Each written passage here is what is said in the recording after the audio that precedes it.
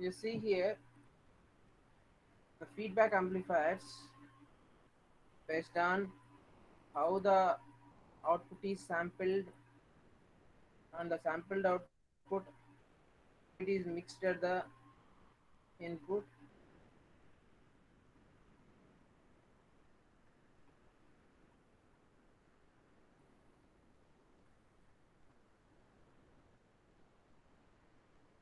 This is output sampling, right? Output sampling means that sampling can be either voltage or current sampling. As we are taking the connection from output, so this amplifier which is having gain A will have some output impedance, because of the variation in the connection. Based on the type of connection, the output impedance will vary. So if you do the voltage sampling, then the output impedance will decrease. If you do the current sampling, then the output impedance will increase. The same way that sampled version of the output, we will mix with the actual input, that is Vs. So that mixing can be in series with the input or in shunt with the input. So as we are again altering the input connection of the circuit, so the amplifier resultant input impedance may vary. If it is series mixing, then the input impedance will increase. If it is shunt mixing, then the input impedance will decrease. So, but for a good amplifier, for a good amplifier, input impedance has to be as high as possible.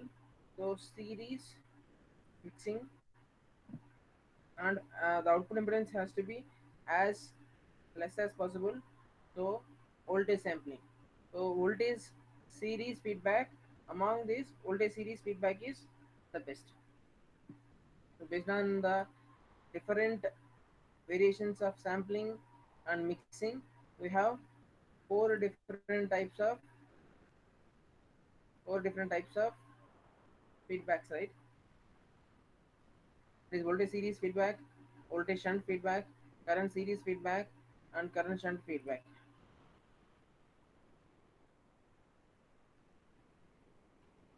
Now one more revision is, when you are mixing the feedback signal in series with the input, then we will consider at the input voltage source. And if we are mixing the feedback signal in shunt with the input, then you are considering the input source as current source. Only you are doing these two considerations to show that the effective input appearing at the effective input appearing at the amplifier is the difference of actual input and feedback signal.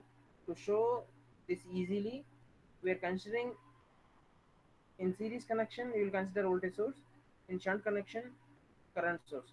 Means in summary, we ultimately want to show the effective input is a difference of actual input and feedback signal. We want to show that. For that purpose only we are considering the voltage source and current source based on case by case. And you know already the derivation for feedback gain AF is equal to A by 1 plus A beta. What is the meaning of this? If the amplifier is having a gain A, and because of the voltage series feedback, the resultant gain is AF. So is the AF is more than A or less than A? See here, AF is equal to A by 1 plus A beta, meaning A is reduced by a factor of 1 plus A beta. Means AF is AF is lesser than A. AF is lesser than A, meaning because of this voltage feedback, the resultant feedback gain will be reduced. But uh, you've seen that the gain will reduce, but the rest of the parameters will be improved. What do you see? So all the derivations, we already seen all these derivations.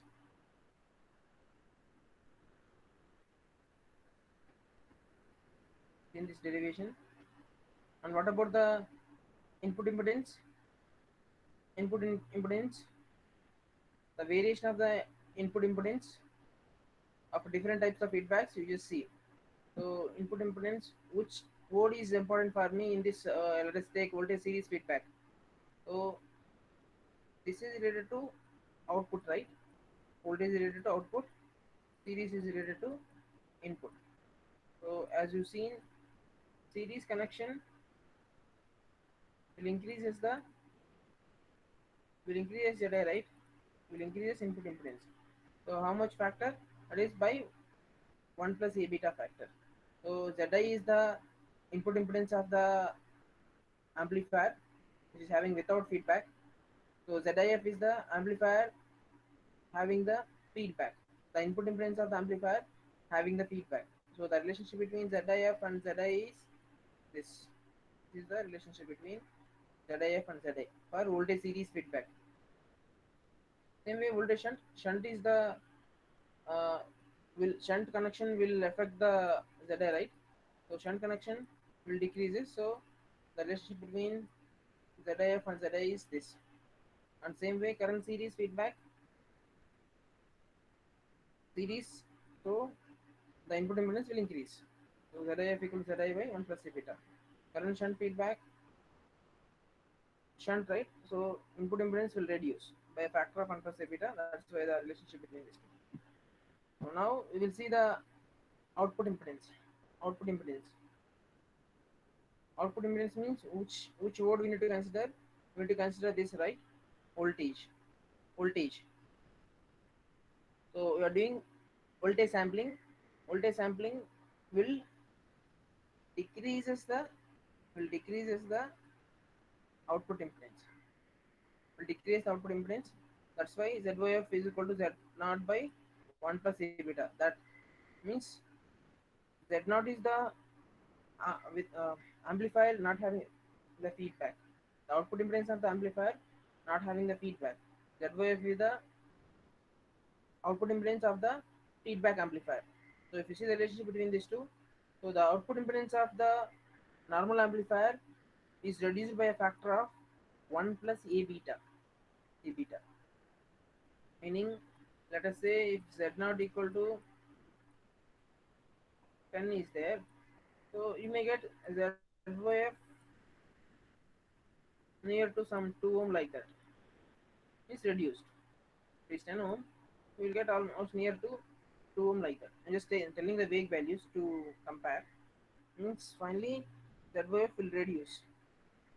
Same way voltage shunt feedback, as this is only based on this only we are deciding the output impedance. So because voltage is also won't change. Same formula. Both are same formulas.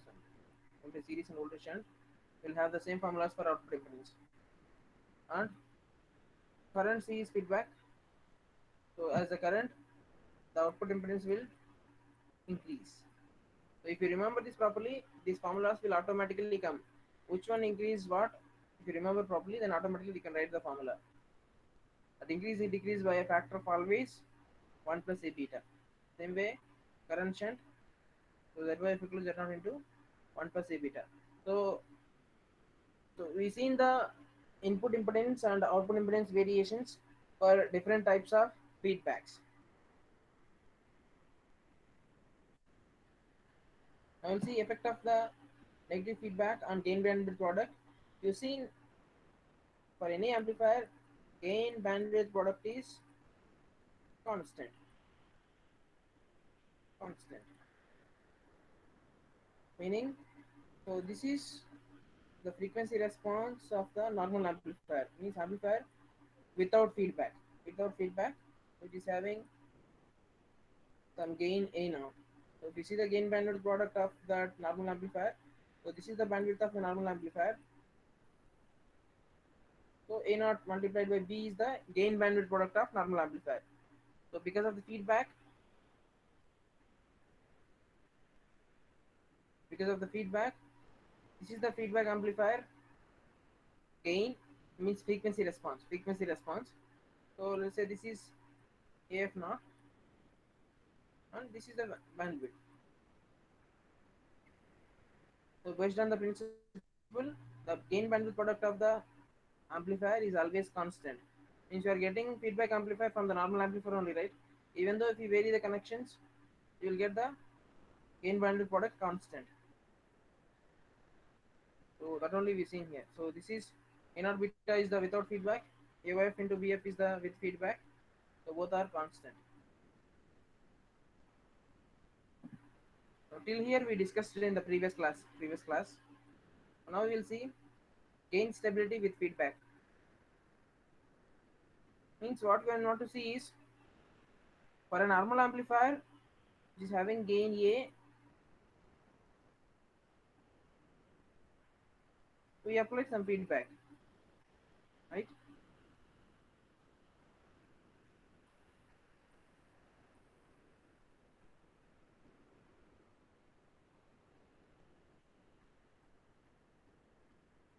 This is some normal amplifier. Means if you apply V in, then you will get V naught equal to AVN. So because of some internal parameters of the op amp, if A is varying by a quantity of 10, actually for any amplifier, A will be fixed. Means the change in the A is drastic, then the change in the output is also drastic for a normal amplifier. And if you employ a feedback for the particular circuit like this,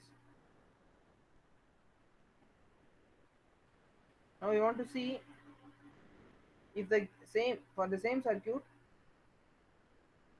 now V naught equal to AF into Vs, right? This is Vn. So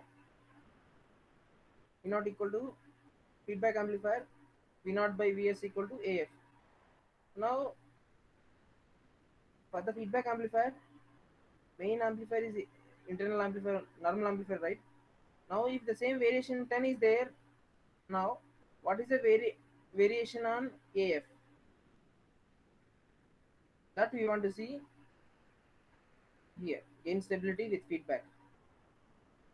If normal amplifier gain varies, then the output varies drastically. So if normal amplifier varies by 10, the output also varies by quantity, same amount.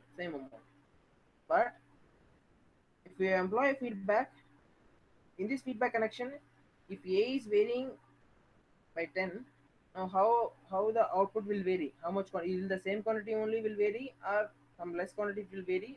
We'll just see now. To see that, gain with feedback, AF, you already know this formula, AF equal to A by 1 plus A beta. Differentiating AF with respect to AF DAF by DA you will get. Anyhow, you know d by dx of u by v formula. If you apply, you will get this. Finally, you will get this. Now, dividing both LHS and RHS by AF, then you will get from this DAF by DA. I'm bringing whatever DA is there here, and AF and AF. But you know AF value equal to A by 1 plus A beta. We'll substitute here, and finally you will get DAF by AF equal to DA by A into 1 plus A beta. Meaning DA by DA means, sorry, this is DA by A. DA by A means rate of change in the normal amplifier gain. Let us take normal amplifier gain will change by a factor of 10. Then that will be, this 10 will be divided by with some quantity. This is 1 plus A beta, right? Means we want to see how much is the change in the feedback gain. If the normal amplifier gain is changed by a factor of 10, then how much is the change in DAF by AF? So from this, let us say this will be 2. So DAF by AF, you will get, let us take this as 2. Let us say A beta equal to 1, so 2. So 10 by 2 means Means if normal amplifier gain is changed by 10%, uh, the feedback amplifier gain will change by 5% only. Means because of the feedback, we try to nullify the variation in gain also. Variation in gain that won't immediately affect the output. If 10% normal amplifier gain is varying, the actual feedback amplifier gain is reduced by 5% only. 5% only. The internal circuit variations are reduced drastically because of the feedback. Means gain is even more stable with the feedback with feedback. And properties of negative feedback, I can say, you when the in the YouTube end exam it is asked, there are two ways of asking the question. One is advantages of the negative feedback and properties of negative feedback. So properties of negative feedback, it is asked in the exam, you write these 5 points, 6 points here, these 5 points. It is asked advantages of the negative feedback, you write whatever is given in the notes. Okay, both are looking to be similar, but please try to write it differently in the exam. Both are looking to be same, but if it is asked advantages, you write advantage of negative feedback. You write this in the exam. It is asked properties of the negative feedback. Then you write this in the exam. Properties of negative feedback.